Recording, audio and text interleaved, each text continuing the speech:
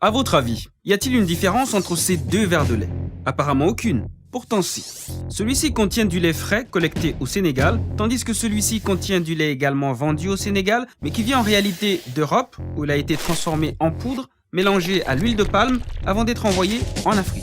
C'est ce que révèlent 5 ONG dont SOS Faim, Oxfam et Vétérinaires sans frontières. Dans leur campagne intitulée « N'exportons pas nos problèmes », ces organisations dénoncent une absurdité. Aussi bien les éleveurs ouest-africains voient débarquer chez eux un lait trop bon marché ou un faux lait même trop bon marché, mais de leur côté, les éleveurs européens ne sont même pas gagnants. Comment en est-on arrivé là? Et surtout, à qui profite réellement ce dumping laitier? Ce sont des multinationales européennes pour la plupart. On parle de Lactalis, on parle de Friesland Campina, on parle de Glanbia, qui sont installés et qui importent donc depuis leur filiale ce lait qu'ils ont produit en Europe. Je vous explique. Depuis la suppression des quotas laitiers en 2015, l'UE produit beaucoup trop de lait par rapport à la demande européenne. Résultat, le prix du litre baisse, tout comme le revenu des éleveurs européens contraints de vendre leur lait aux industriels à des prix planchers. Dans le même temps, SOS Faim et Oxfam font remarquer que la demande mondiale de beurre a fortement augmenté et que son prix a flambé. Les industriels ont saisi l'aubaine, ils extraient la matière grasse du lait pour en faire du beurre, qu'ils revendent au prix fort et se retrouvent avec de grandes quantités de lait écrémé transformé en poudre pour être stocké. Mais comment l'écouler? Pour remplacer la graisse animale, cette poudre est réengraissée à l'huile de palme. Et c'est ce faux lait qui est ensuite exporté en Afrique de l'Ouest où il est vendu jusqu'à 30, voire 50% moins cher que le lait produit localement. Car en plus d'être surproduit, ce lait en poudre n'est taxé qu'à 5% à la douane, ce qui lui permet d'écraser toute concurrence locale. C'est difficile, c'est impossible pour nous, ici, jeunes filières, de compétir avec ce produit. Au Sénégal, le litre de lait reconstitué à partir de poudre est vendu aux consommateurs entre 800 et 1100 francs CFA, alors que le lait local est vendu jusqu'à 1500 francs CFA le litre selon les zones. Et ces écarts de prix poussent les populations les plus pauvres à acheter le produit le moins cher, c'est-à-dire le produit fabriqué à base de poudre de lait importé.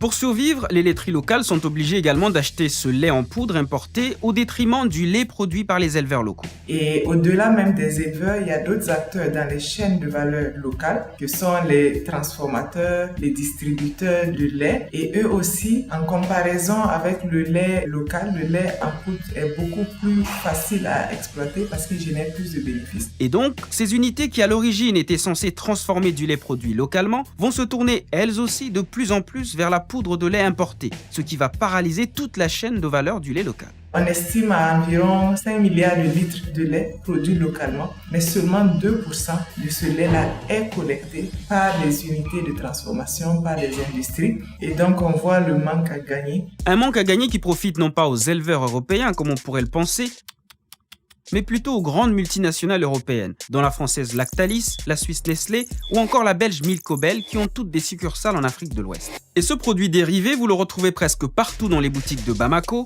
Ouagadougou, Niamey, Conakry, Lagos ou Lomé.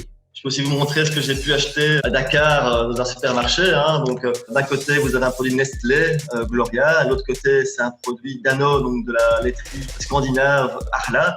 Et dessus, je vous le lis, Arla, c'est marqué matière grasse végétale, donc c'est clairement indiqué. Nous avons voulu savoir pourquoi ce lait était engraissé à l'huile de palme et s'il n'était pas dangereux pour la santé. Mais seul Nestlé a bien voulu nous répondre. L'entreprise suisse reconnaît qu'il y a effectivement de l'huile de palme dans son produit Gloria vendu au Sénégal, mais elle précise que c'est pour combler des carences en micronutriments, dont le fer. Nestlé affirme également que c'est pour rendre ses produits moins coûteux en remplaçant la matière grasse du lait, qui est chère, par la matière grasse végétale. Quant à la question sur les risques sanitaires, Nestlé dit respecter la réglementation en la matière, notamment la norme alimentaire de l'OMS et de la FAO, qui prévoit une teneur minimale en matière grasse de 26% masse pour masse. A priori, ils disent qu'il n'y a pas d'impact sur la santé, mais comme le disait un des acteurs de la filière lait local ici, si ce n'est pas dangereux pour la consommation humaine, alors pourquoi vous n'en consommez pas sur le marché européen ? En avril 2019, plusieurs ONG et des éleveurs aussi bien africains qu'européens se sont rassemblés à Bruxelles pour dénoncer cette politique européenne. Parmi eux, la députée sénégalaise Juliette Zinga. On en a assez de voir quand même cette exportation via les industriels au niveau des exportateurs européens. Et je crois qu'au niveau de l'Afrique, aujourd'hui, nous avons assez de problèmes qu'on va regarder encore d'autres problèmes de santé publique qui viennent s'y rajouter. Et puis, comment comprendre que l'Union européenne, qui finance des projets pour aider des producteurs laitiers africains à développer leur activité, comment comprendre que ce soit cette même Union européenne qui négocie en même temps les accords de partenariat économique avec les pays africains. Des accords qui, je le rappelle, visent à ouvrir grandement les marchés africains aux produits européens, dont les produits laitiers. Nous voyons que l'Europe reprend d'une main ce qu'elle donne de l'autre main. Les programmes de développement du secteur laitier qui peuvent mettre en œuvre ou financer en Afrique de l'Ouest se retrouvent être annulés par les effets négatifs de la politique agricole commune. Contacté, voici ce que nous dit une source de la Commission européenne. Les exportations de lait en poudre vers l'Afrique répondent à la demande africaine et elles sont conclues entre opérateurs privés sans aucune intervention de l'Union. Et pour ce qui est des accords de partenariat économique, ils incluraient la possibilité de mettre en place des mesures nécessaires pour restreindre les importations en Afrique de l'Ouest, ce qui accorderait aux pays ACP un délai d'au moins 15 ans avant d'ouvrir leur marché aux importations européennes. Mais le problème demeure et les chiffres montrent une Afrique perdante. En 2018, l'UE a exporté vers l'Afrique de l'Ouest 276 892 tonnes de poudre de lait réengraissée en matière grasse végétale, soit plus de 24% de plus qu'en 2016. Mais en face, on a une courbe descendante avec moins de 15% de lait local collecté. Alors comment sauver le lait local dans de telles conditions? Prenons le cas du Sénégal. Faut-il arrêter les importations ou alors augmenter les taxes comme en Afrique de l'Est où le lait en poudre est taxé jusqu'à 60%? Et encore une fois, on met le consommateur dans le deal. Il ne faut pas l'oublier. On ne peut pas décider d'augmenter les prix sans considérer le consommateur. Donc, que faire alors?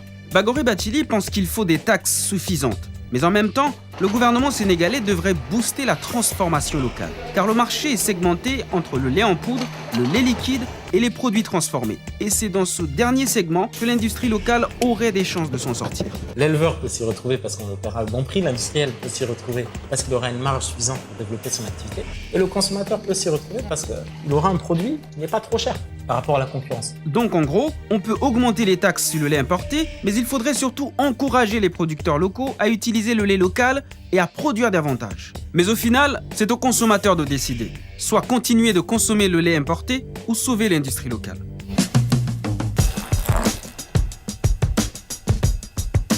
Et surtout, n'hésitez pas à vous abonner à notre chaîne AG+ Français. Quant à moi, je dois vous laisser parce que j'ai du coup un sol à nettoyer. Tu sais où est la serpillière ?